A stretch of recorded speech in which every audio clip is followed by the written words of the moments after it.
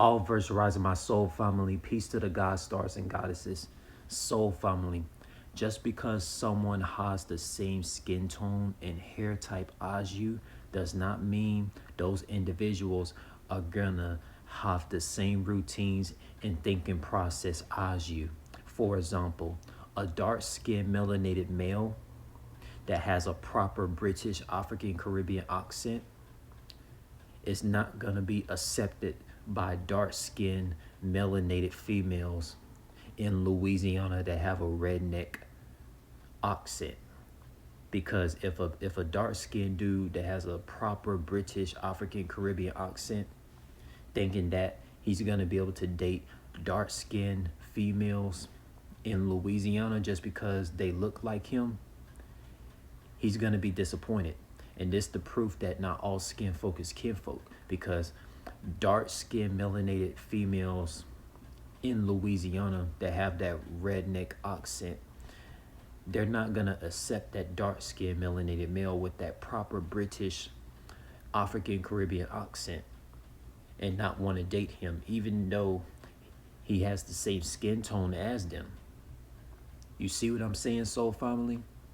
It's just like any melanated people in general, like melanated people that have a proper British African Caribbean accent, they're not going to be accepted by redneck, Uncle Ruckus, Aunt Susan, Louisiana accent melanated people out in the south of USA.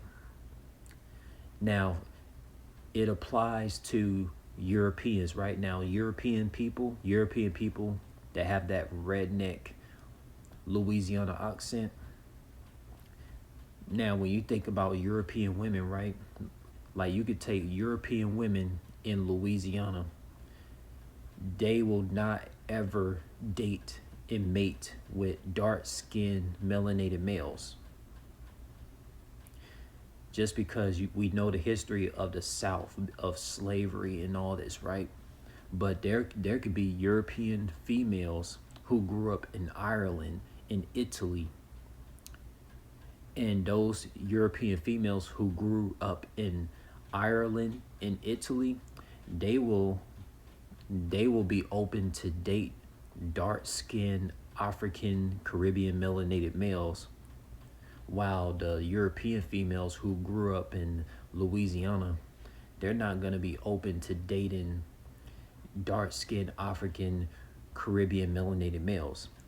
You see this? Because you can see this is just proves that European females who grew up in Louisiana, they're not going to have the same mindset as European females who grew up in Italy, Germany, in Ireland, when it comes to how they view dark-skinned African Caribbean melanated males. You see what I'm saying?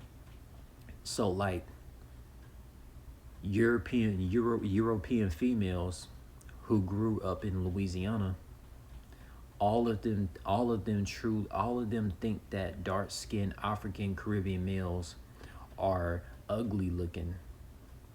But European females who grew up in Italy and Ireland, they think that dark-skinned African Caribbean males are the most handsome, gorgeous, beautiful looking men in history.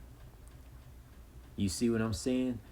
So like those European females in Ireland, in Italy, in Germany,